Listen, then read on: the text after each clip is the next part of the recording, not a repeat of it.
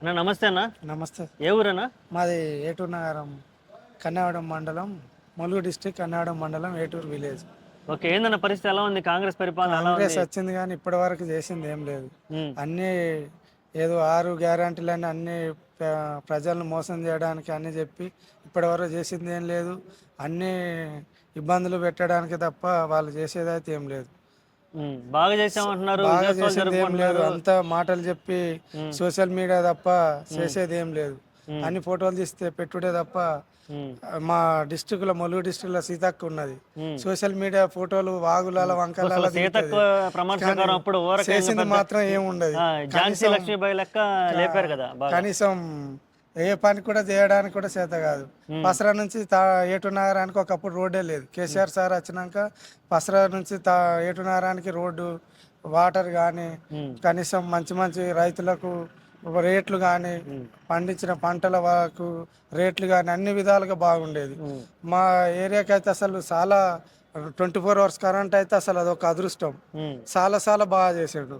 ఉమ్, మాకు ఒక medical college కూడా ఇచ్చాడు ములుకు.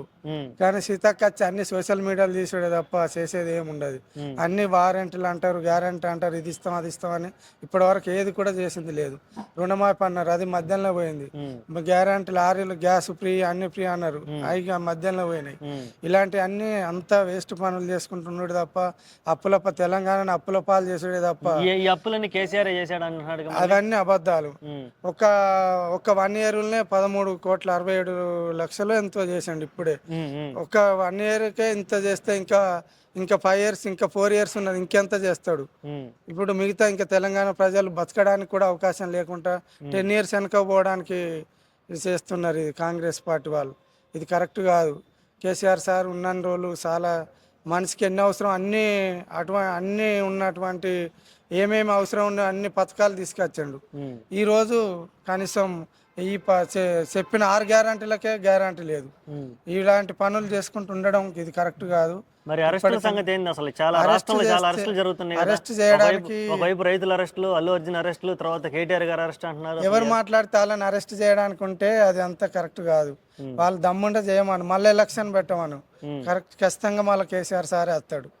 ఏంటంటే ప్రజలు నమ్మి 6 గ్యారంటీలు అనగానే నమ్మి చాలా మంది మోసపోయిన వాళ్ళు ఉన్నారు. అది విషయం.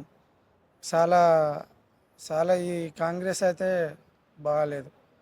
100% ఇది ఖచ్చితంగా రేవంత్ రెడ్డి గారు ఫెయిలా? చాలా జీరో. రేవంత్ రెడ్డి గారు చేసేటి అయితే అసలు ఎవరికి కూడా నచ్చలేదు ఇప్పటి వరకు. ఓకే అన్న, థ్యాంక్ యూ సో మచ్.